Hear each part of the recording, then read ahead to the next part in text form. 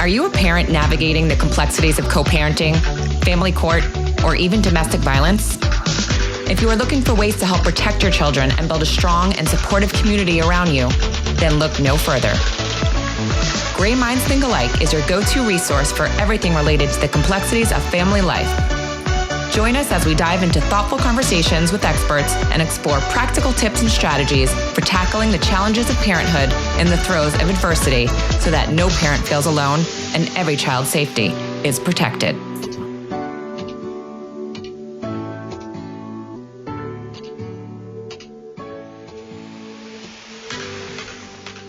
Hi, everyone, and welcome to Gray Minds Think Alike. Today, we are talking with Sandy Ross, the president of California Protective Parents and the executive director of Family Court Awareness Month. Sandy has worked collaboratively across the nation to illuminate and address the most pressing child safety issues in child custody cases.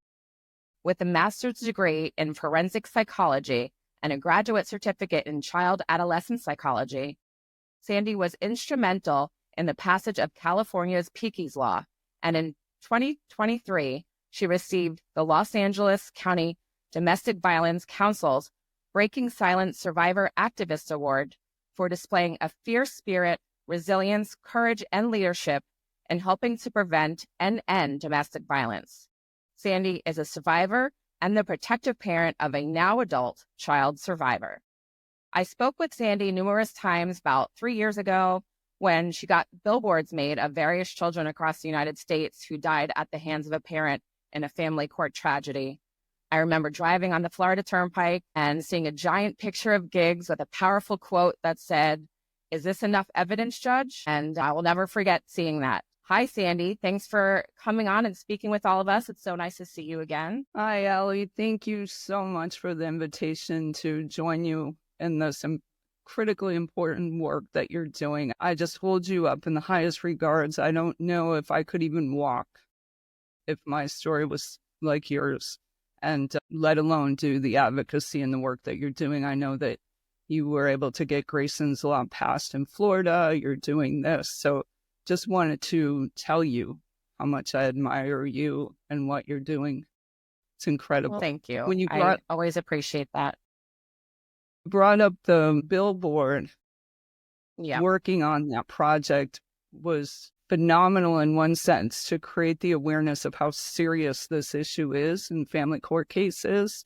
But at the same time, it's just really devastating when you realize that you're working on a project that's real. These are lives. And we all need to get it together because we need to stop this. Yes. It's excruciating. And I'm considered I thought one the of billboards the and ones. specifically were very impactful. Like I said, when I saw that driving, even though I knew it was there, I can only imagine what other people thought when they saw it. Yeah, very similar to see that. Some people even grieved further because for some reason it made it even all the more real. So For sure. anyway, that was an effective project, but it was a painful one. Really painful I can one. only imagine. Painful reality.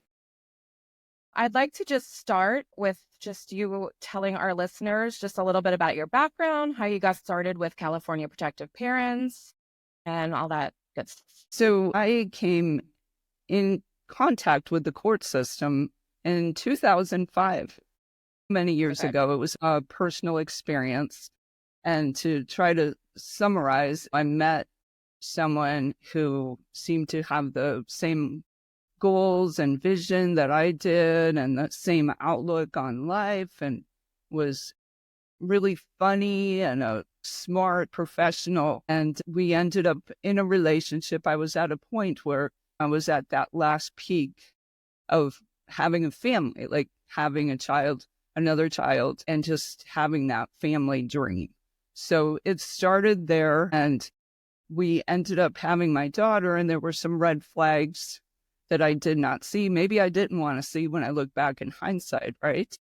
And we had my daughter, then I started having people reach out to me, giving me gentle warnings to be careful. Within 9 months, we ended up in a family court case that it just rocked our world. It was something that I could never could have imagined what would happen. And then I saw truths in the family court. Not saying that every professional in the family court system is bad. I think the way it's structured and set up, it's hard for really good professionals to get it right or make decisions that work. But I saw the flow, and I will tell you that that introduction to the family court system, thinking that if there was issues of safety involved, that it would be a no-brainer that they would get it, protect. And that became the most bewildering experience. So it starts out with the co-parent being abusive and scary at times, to going and then not being believed. So the institutional betrayal it adds a whole level of trauma. My case was considered a successful case.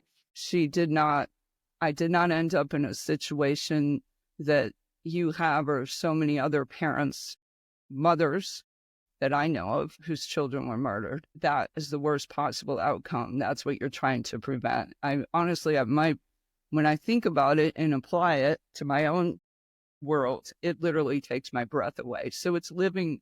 That's not the outcome I had. It was one that I was concerned with, obviously. And the second outcome that you end up with is where a parent who alleges abuse, there's so much systemic bias when someone alleges abuse. Mostly from what I see in my advocacy work is with moms, but there are definitely dads that have where they're alleging abuse, and the system seems to work against them. So then what the second scenario that I see is that the children end up with the abusing parent, and the protecting parent is treated like they're doing something wrong for something that our natural instincts is to protect our children. And it's used against you. The harder you push to protect, the worse it gets, the outcomes. And then the third one is what I would say is the successful one in this context of what we're talking about.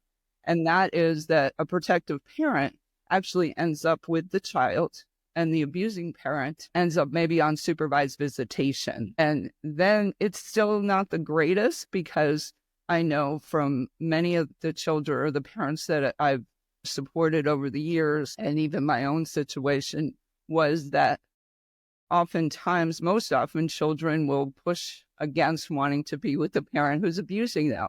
Sometimes they'll go with them to be safe. They figure it's safer, but most of the time, from my experience, they reject that parent.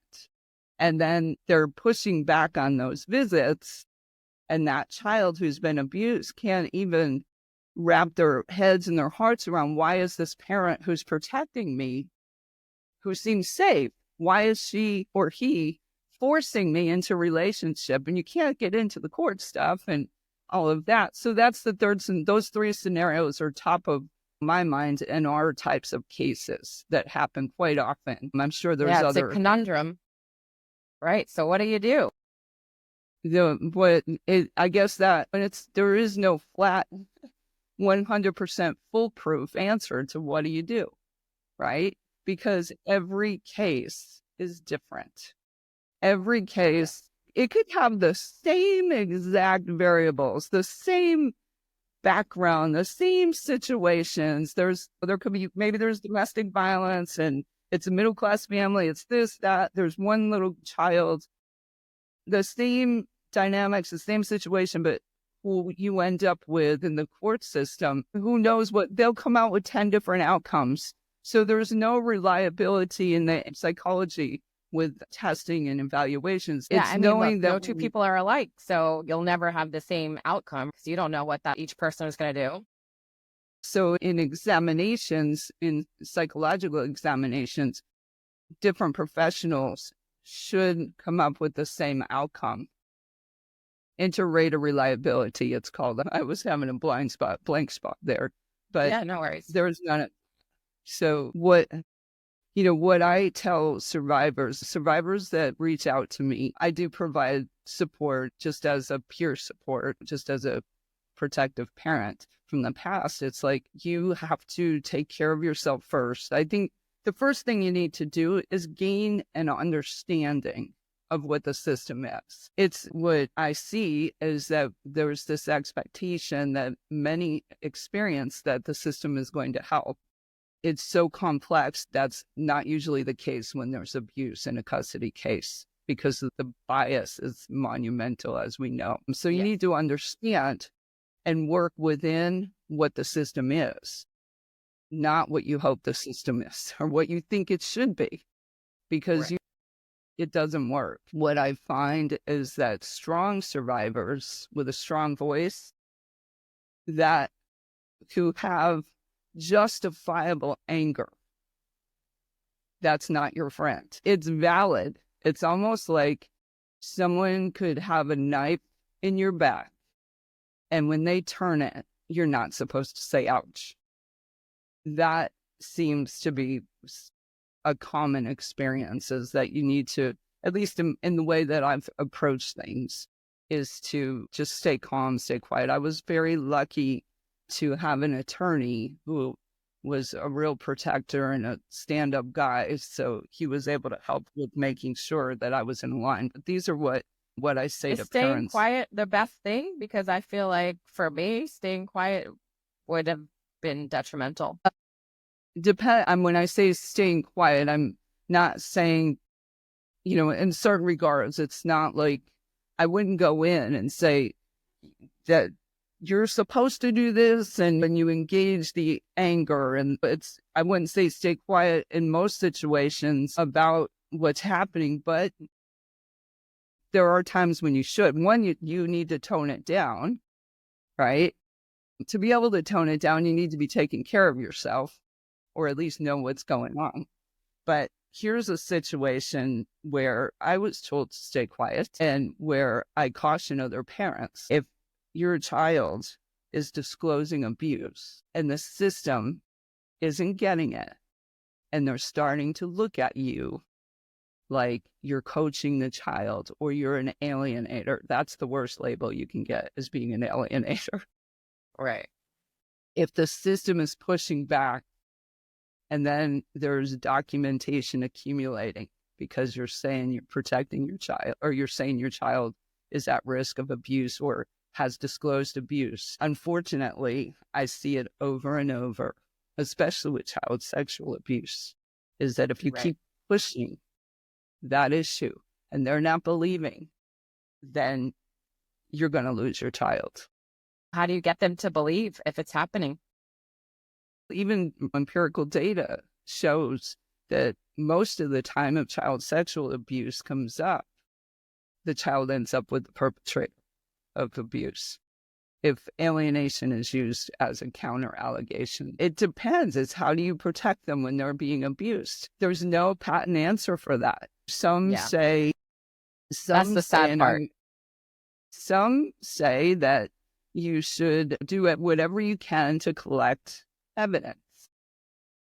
So abuses, like child sexual abuse, is done behind closed doors. And how do you get evidence? And even when you do get evidence, if you have a smart person who abuses sexually, they're not going to do things to leave evidence behind. Sure.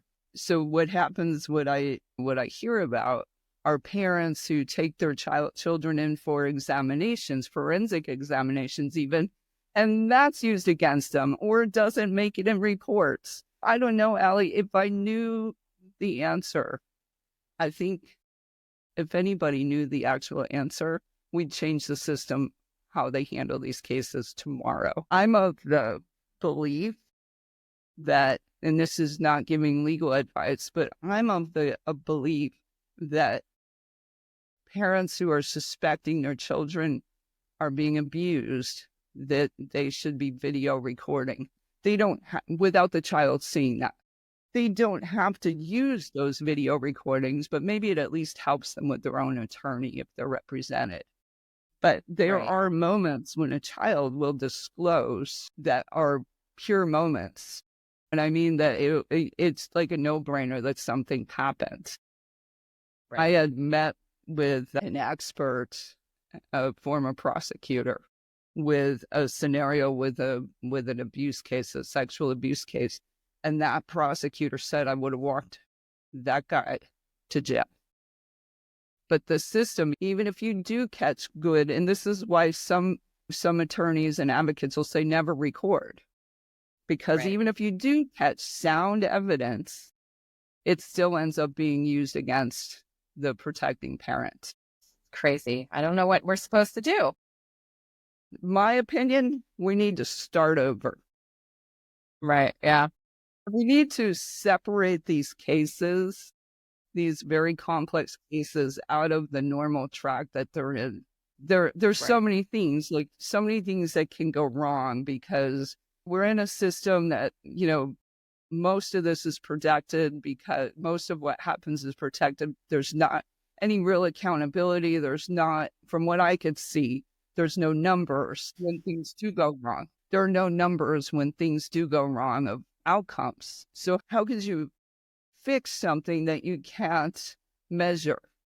There are predatory service providers that their business model is completely based on the courts, the family court system. That's their target audience, their target marketing. In a business, they market family courts with programs. Some of them are quite frankly frightening of what goes on. And there's no accountability or no oversight. Whatever sounds good seems to be implemented. I think we need to start over or have a new path to handle these complex cases. And honestly, I personally would not want to be a judge because I can't imagine that experience either.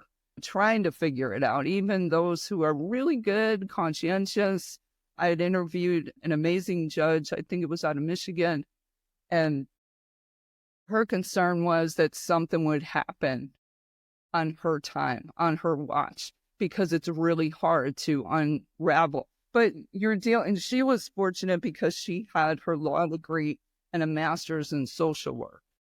So she took a lot of continuing education, but still she was uneasy about making the right decision because total respect to attorneys. I wish I had my law degree, but what their educational background and experience doesn't line up with these complicated issues. I believe that if you're a judge for family court issues or a lawyer, it should be your duty to learn about domestic violence and different types of domestic violence so that you can make sure that the child's best interest is really what you're putting first, right? That's your job. Yet a lot of these judges get thrown in last minute, or like in my case, I had multiple judges in one weekend. I'm sure some of them weren't even in family court. They were just back from happy hour.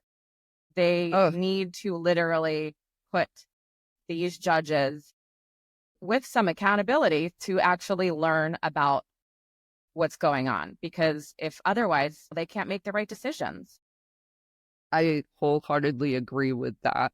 They have to have, because these cases are in front of them, they have these people's hands or their lives. Right. They have these right people's in lives in their hands. And whenever I've had a job, I've done everything I could to be fully competent of that job. Well, that's what you do. You get yourself as ready as possible. Yep.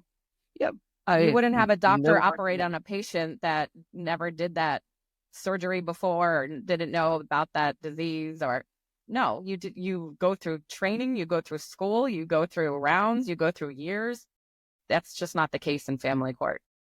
It's like having a general practitioner do heart surgery. Yeah. I totally would.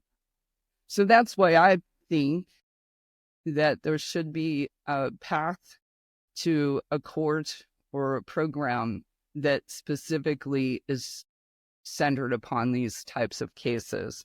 And in the meantime, I think there needs to be training on implicit, explicit bias. Maybe the system needs to set up where they have reporting modalities built into their IT systems where they can collect data on what's happening. And then another issue, oh my goodness, another issue is the crosswalk between family court, children or dependency courts, and the criminal courts. That's a nightmare because it seems like things layer of one bad decision or a lack of understanding of what happens in one system affects the other system. And it's not, you're dealing with family court, and our type cases often roll between these systems.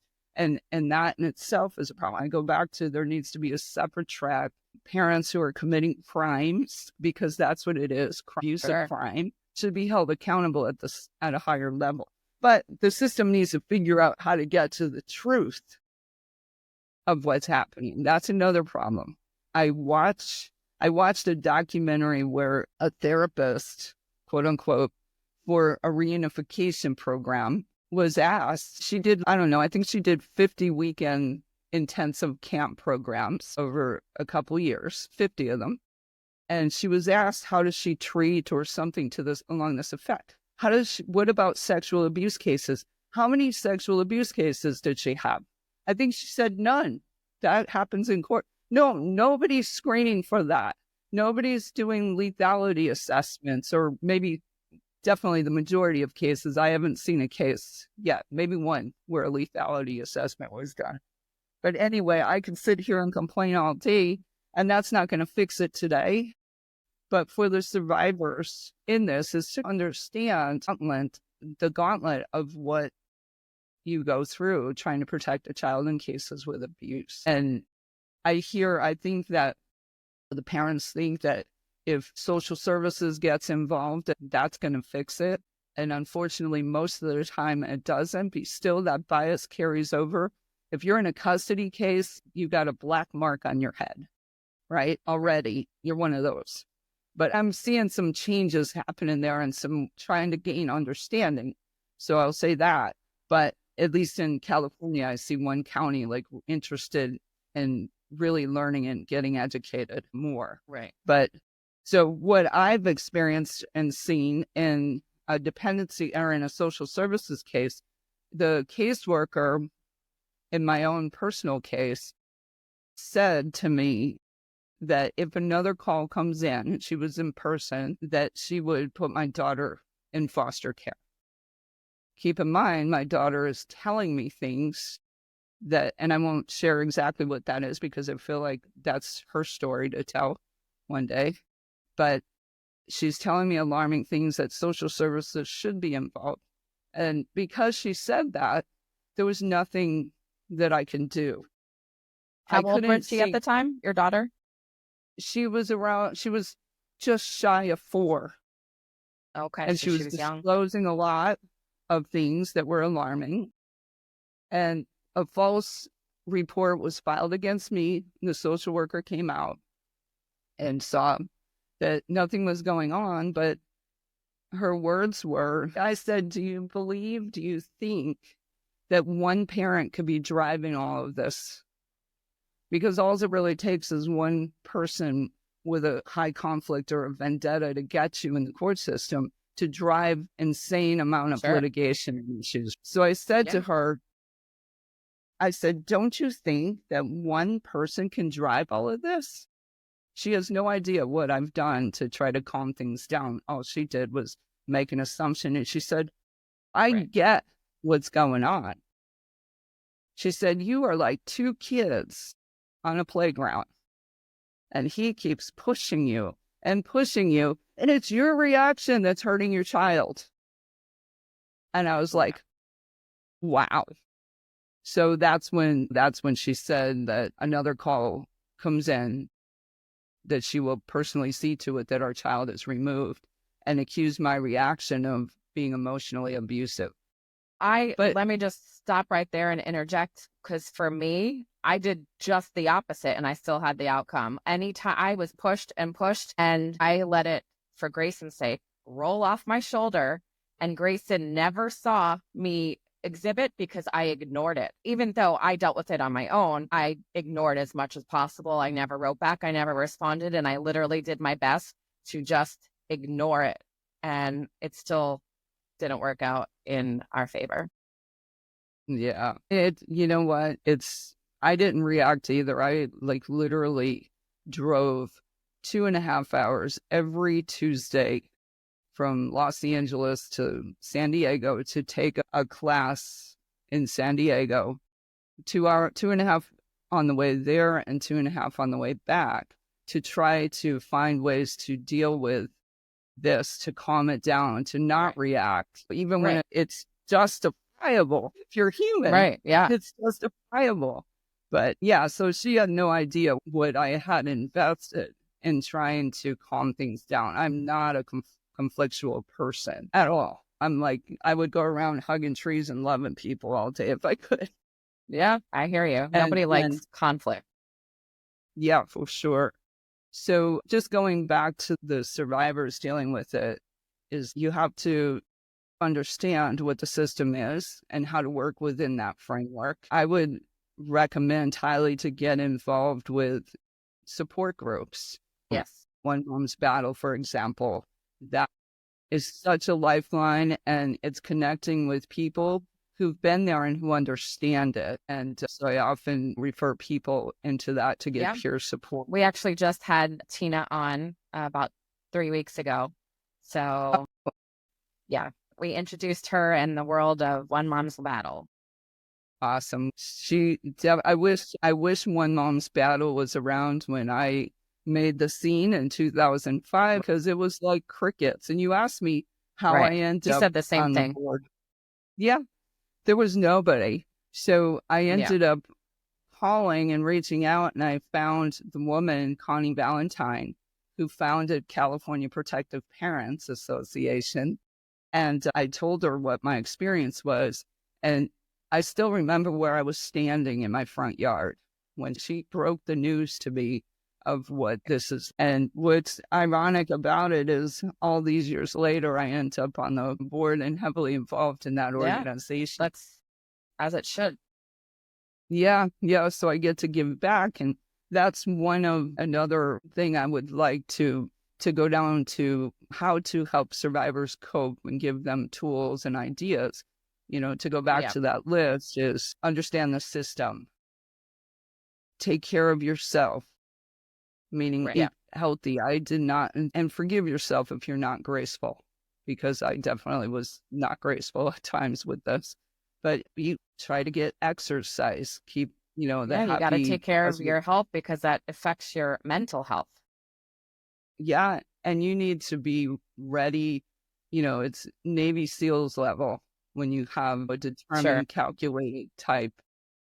Definitely. Use of personality that you're dealing with, who will do anything to hurt you. They hate the parent more than they care about the child, and then the child becomes a tool. 100%. Right, which is what happened with me. Grayson's father, his hate was greater than his love for Gray. I don't even know if some of these guys could love. And I'll put women for the bad ones. I never want to. I know it's a gender issue with abuse, and it affects women disproportionate a lot more than men, but there are men that I don't want to exclude. Absolutely. I've heard from fathers saying that Grayson's loss saved their child's life. So it definitely goes both ways, and I will always say that. Now, I am just curious. I would like to know how you got involved with Piqui's Law and what it is and how it helps California. Piqui's Law is definitely one of my proudest moments to be involved in. I'm friends with Anna Estevez, who is from the Los Angeles area, and she's also on the board of California Protective Parents Association. So we have a pretty close friendship. And a few years back, Piqui's resolution was introduced into the legislature by Assembly member Blanca Rubio, and it successfully went through, which was great. So it laid the framework. I was involved in that, doing call outs, trying to get people to educate on the issue to ensure that we start to get some groundwork done in California. Then Senator Susan Rubio introduced Piqui's Law. And so that was my personal mission, to really engage in that and to help coordinate, to help with the language part. I worked with survivors. I had a group of survivors that had experienced the reunifications program. And I wanted to really make sure that we were very thoughtful in what their experiences were so that we included them on that and then I could engage in feedback. Let me step back. So what the law, this was the second legislative session that it was introduced. The first time we didn't make it. Right. Same with Grayson's. Yeah. What advocates seem to lose sight of, that every state is different and states are going to battle over certain issues. So the intent was to have the components of Caden's law in California. That was the intent. But through the negotiations and that process, we got a lot of pushback on certain areas. And there was no way that we weren't going to move forward and get something in place that actually made an impact. With that process, and literally the whole world was watching, there were calls coming in from international on Piqui's law and Team Piqui. Can you tell us a little bit about that story, just briefly for our listeners, so we know how Piqui's law came about? Ana Estevez is Piqui's mom. She was in a divorce case with a really abusive personality that had a hidden life, all of the above, who's now in prison. It was heartbreaking. I'll never forget the first time seeing her on the steps at City Hall in downtown Los Angeles in a press conference, begging for people to come forward basically with information to say what was happening. So her child, Piqui, went missing. I can't remember the exact amount of days, but it was a few months. And the dad had taken the Piqui to Disneyland to give him his last hurrah and ended up murdering him and tried to set up Anna for that murder. The police had found him next. Yeah, that you could tell what kind of mind that is. The police had found him by his car and Piqui was nowhere to be found. And long story short, after a few months, Anna got the most dreadful call, as you know what that call is about, that they found his body. And he was propped up against a tree in the woods and just left there. This was a few months, you said, after? Yeah. Yeah, so all that time. So what was going on? Yeah, what was going on in between that time of Disney World or Disneyland till that day? Dad was having the time of his life in Vegas, doing all kinds of stuff. And so they were investigating over that period of time. And I don't know. What was the mom doing? Looking, searching. Just freaking out?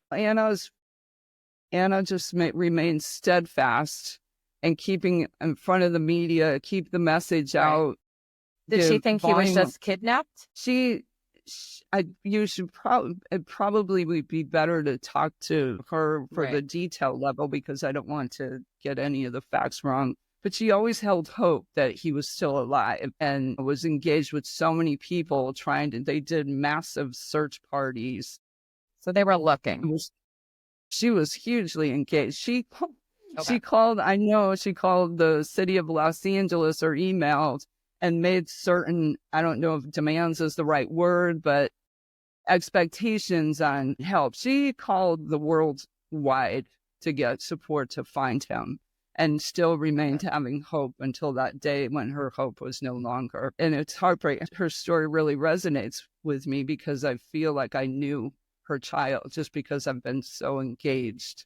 And she's an amazing advocate, as you are, and trying to make a difference so other children don't have the same fate. So she's in Piqui's law. She's really pushing on the training on domestic violence. That's what we were able to at least get, the topics where a training program has to be developed, and also reporting on the judges' participation. So the number of judges that went through the training, which is good information. I'd like to see it more detailed, but it's a start. And then the third component of the law, we had some challenges trying to get through all of the language that was in Caden's law. What we did do was highly effective in ending and banning reunification intensive treatments that have certain components.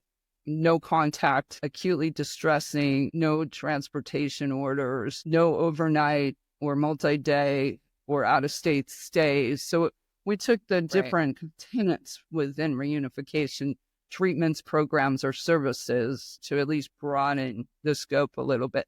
And what is amazing to me is Maya and Sebastian, those children, the whole world saw that, what they went through, how some of these professionals that offer these programs, after seeing that, could think that the treatment was valid. Maya reported that they were called psychopaths or sociopaths. I've heard from other child survivors that they were told the abuse didn't happen. Yeah.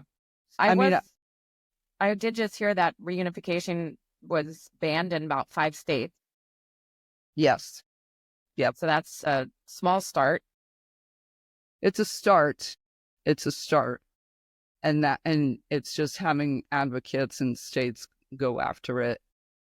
And tying this back to the survivor is advocacy. I started probably maybe 2007-ish. Early on in my case, I started small in ways that were behind the scenes, because survivors have to be really careful in coming out. Many do.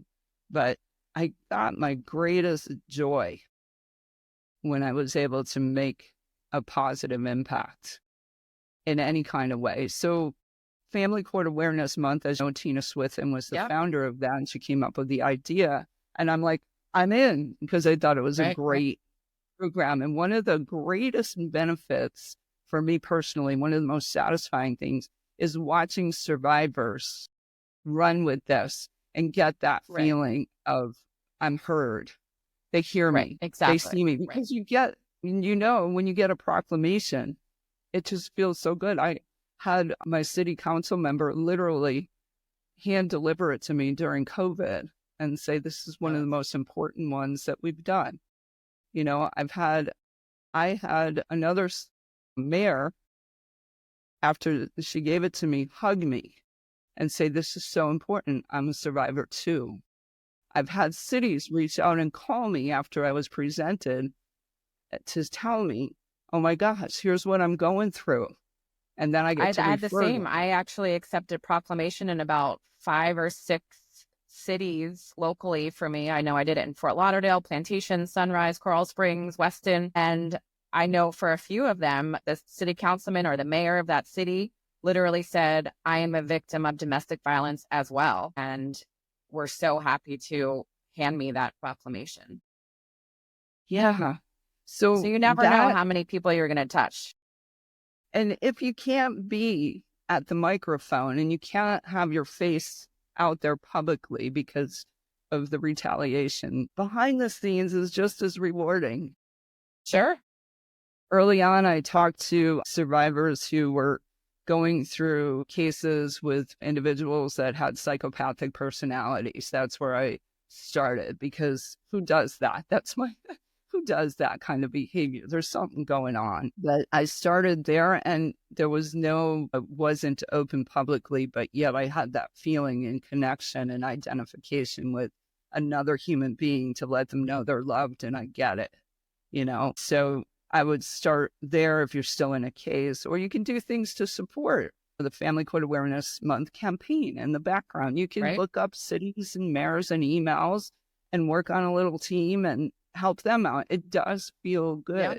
It really does. I've actually had parents reach out to me within the last week because they saw pictures I posted of the billboards that we were talking about earlier, asking if they're still up, if they can go drive by for something they're working on, and how they can get involved in that and get one for their child.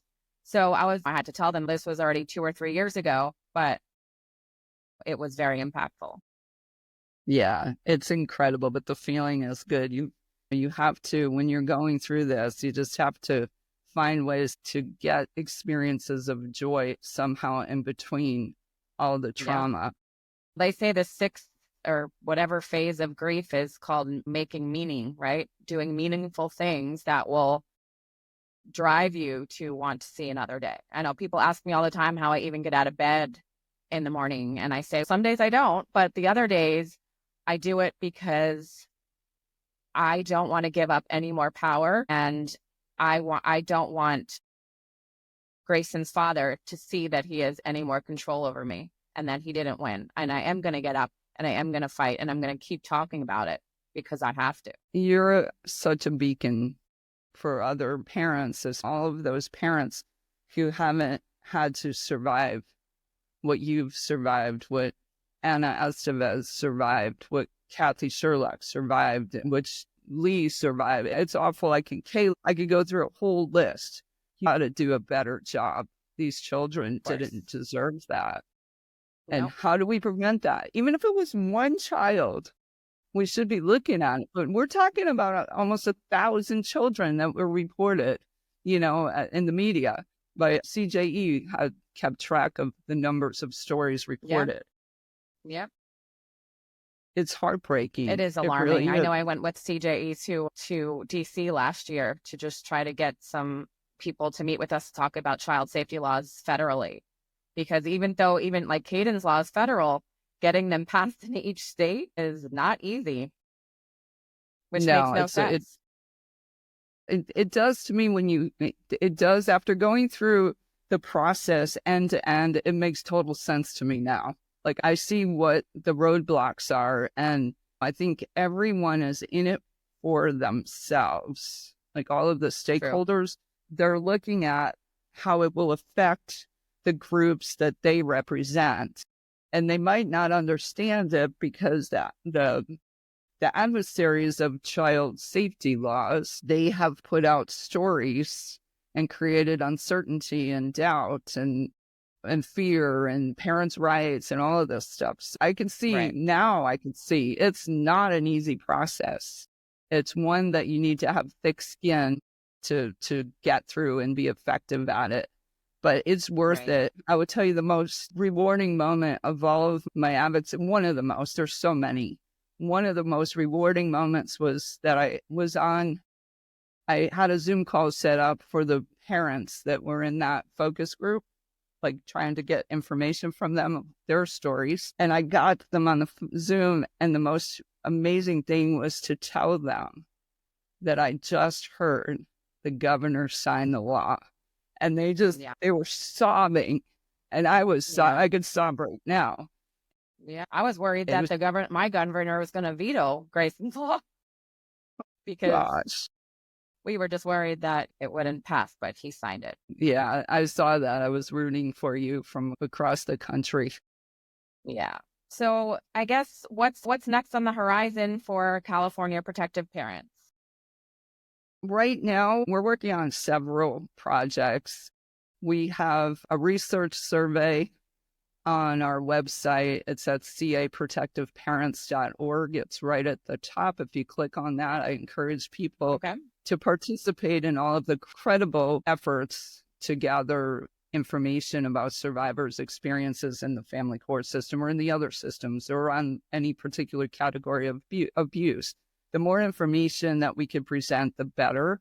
So that's one. We're day-to-day just supporting survivors' educational programs. We're right now planning a celebration of advocates and the hard work that they've done. We're always looking at ways to advance child safety and education through advocacy and research. And I quote the research because it's not, academic research, but it's information that we collect. That all sounds great. Hopefully we'll do similar things here in Florida. I love always talking to people that represent other states to see what they're doing. We can try to align our initiatives, especially here in Florida. But yeah, I thank you so much for sharing all that with our listeners. It's been great to work with you and Tina, and I hope that I can do more continuously through my advocacy journey. I'm sure that you will, Allie. You're just amazing. I thank you again for inviting me. I hope I made sense. Absolutely. I appreciate it. And maybe I'll have you back on and we'll talk about some more things because we both know that it's a never ending topic. It is indeed. Thank you so much, Sandy. And I can't wait to talk further. And yeah, thank you for coming on. Thank you. All right. Talk to you soon. If there's someone that you want to hear from on this podcast, please feel free to send me an email. Or if you would like to be a guest, please reach out at Allie@graysonschoice.org.